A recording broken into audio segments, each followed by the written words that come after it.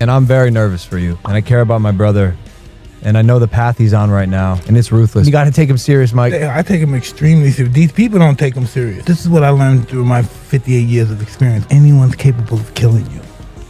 So you should be apprehensive for anyone. Mike Tyson just dropped a bombshell on Jake Paul's upcoming fight with Andrew Tate. And let's be real, Jake is about to get roasted, fried, and served on a platter. If you want to fight and you want to send a contract, send one to me. I will take a few weeks break from living my retired life to kick the living out of a goofy, entitled dickhead like you. You know my name, Andrew Tate. Google it if you want to know more. Any day. Seriously, what is Jake even thinking?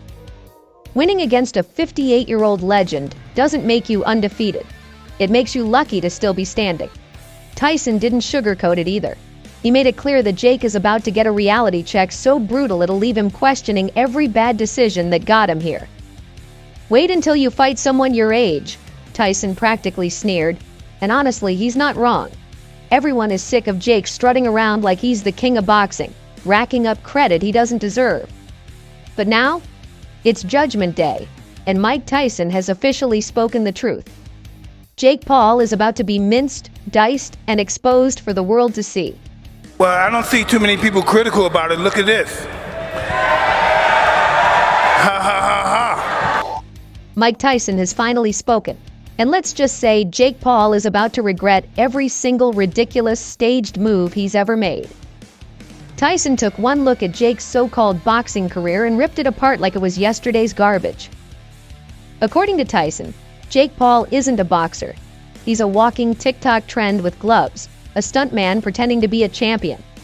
And honestly, how could he not say that? Jake's entire career is like one of those cheap infomercials that promise the world but deliver absolutely nothing. Remember that fight Jake had with Tyson?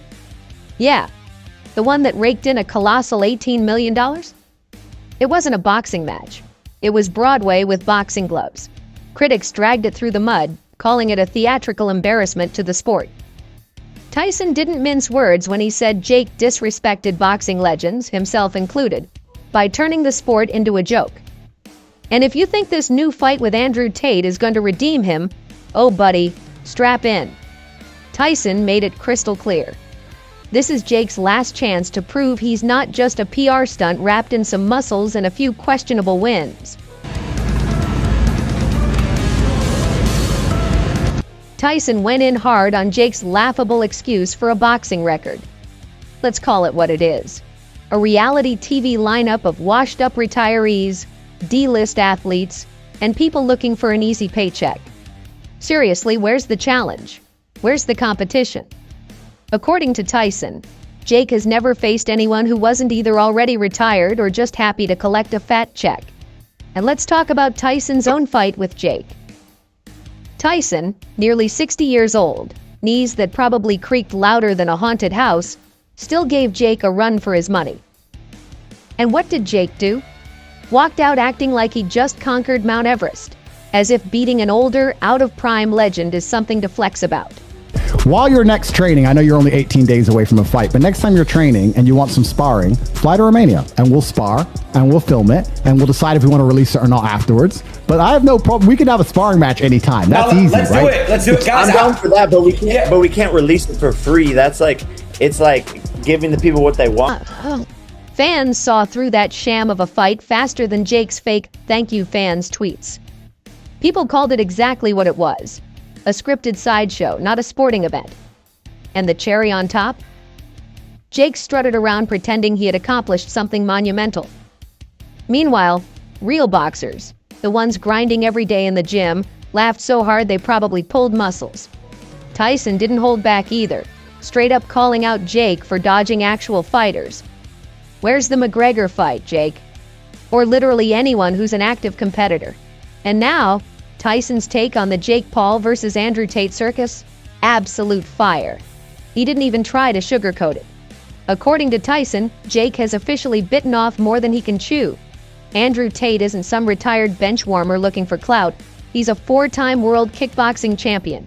A guy who's been in more real fights than Jake has had Instagram followers. Tyson was quick to point out that Tate is the exact opposite of Jake. Authentic, gritty, and actually skilled. And just to rub it in, Tate has bet $3 million of his own money on this fight. That's not a stunt. That's the confidence of someone who knows what they're doing. Meanwhile, Jake's entire strategy seems to be dodge real fighters and hope no one notices. And you turned on Netflix that night. We were like, holy fuck, I'm about to see the greatest live sporting event of all time. Mike Tyson is on a rampage, and Jake Paul's fragile little brand is getting roasted harder than a marshmallow at a campfire.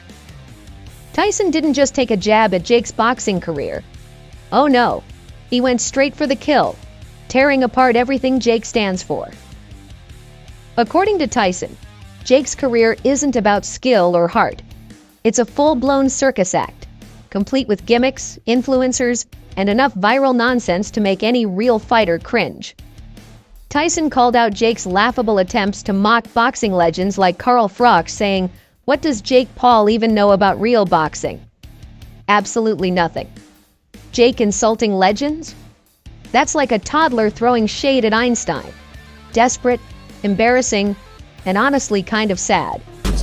Jake is actually quite a nice guy. I met Jake and he's actually quite a nice guy. I wanted to jump back in there and teach him all a lesson. And there were some fights on the card, some big fights for me being organized in November. White didn't sugarcoat it either. And let's talk about Jake's fans. Oh wait, the real ones left a long time ago.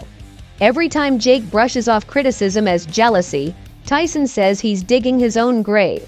Nobody's jealous of a guy handpicking opponents like he's casting for a bad reality show.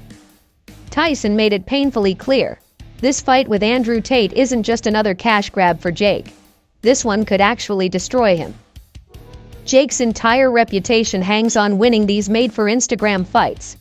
Lose to Tate, and it's game over. And that whole washed-up kickboxer insult Jake threw at Tate? Tyson practically laughed out loud.